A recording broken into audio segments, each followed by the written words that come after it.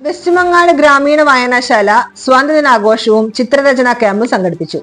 പോർക്കുളം പഞ്ചായത്ത് ഗ്രന്ഥശാല സംഘം നേതൃസമിതി convener PM Soman ഉദ്ഘാടനം ചെയ്തു.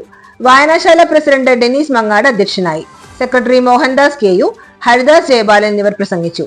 ചിത്രകലാധ്യാപകരായ ഉണ്ണികൃഷ്ണൻ കാട്ടകാമ്പാൽ, രാഹുൽ, മോഹനൻ എന്നിവർ ക്യാമ്പിന് നേതൃത്വം നൽകി. LP, UP, high school, higher secondary വിഭാഗങ്ങളിലായി 60ഓളം കുട്ടികൾ പങ്കെടുത്തു.